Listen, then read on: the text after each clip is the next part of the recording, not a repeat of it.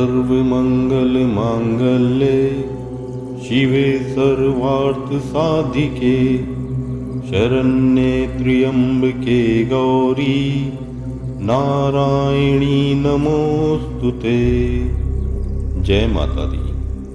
त्रयोदशो अध्याय मार्कंडेय पुराण के सावर्णिक मनवंतर की कथा के अंतर्गत त्रयोदश अध्याय में महर्षि मेधा राजा सुरथ और समाधि नामक वैश्य को देवी माँ ने जो वरदान दिया वह प्रसंग सुनाते हैं।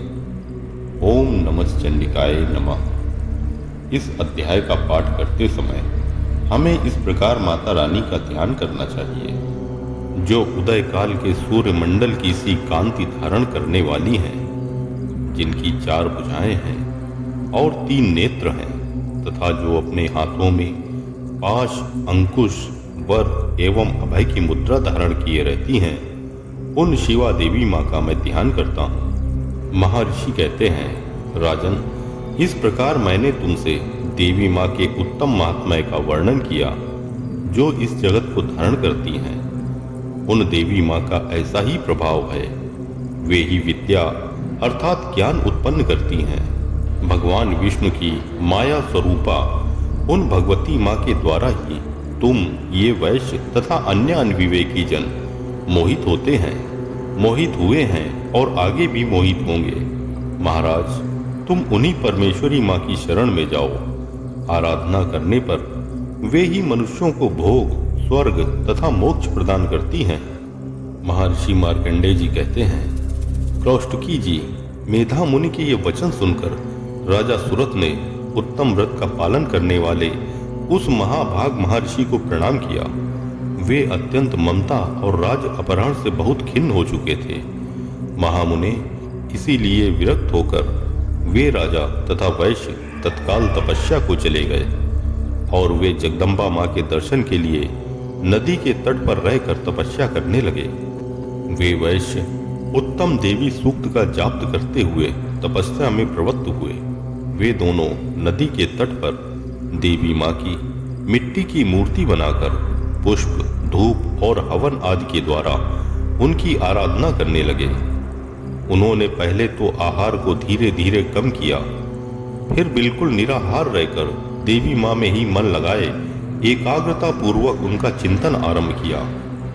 वे दोनों अपने शरीर के रक्त से प्रेक्षित बलि देते हुए लगातार 3 वर्ष तक संयम पूर्वक आराधना करते रहे। इस पर प्रसन्न होकर जगत को धारण करने वाली चंडिका देवी माँ ने प्रत्यक्ष दर्शन देकर कहा।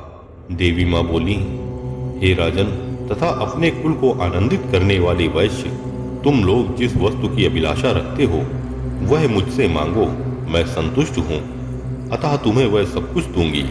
महर्षि मार्कंडेय जी कहते हैं, तब राजा ने दूसरे जन्म में नष्ट न होने वाला राज्य मांगा तथा इस जन्म में शत्रुओं की सेना को बलपूर्वक नष्ट करके पुनः अपना राज्य प्राप्त कर लेने का वरदान मांगा।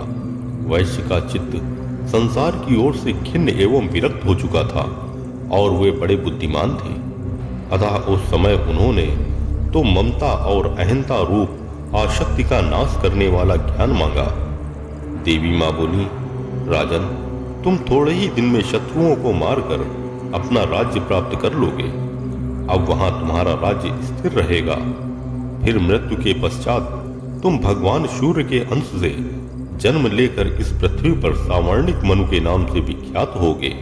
वैश्वर, तुमने भी जिस वर को मुझसे प्राप्त करने की इच्छा की है उसे देती हूँ।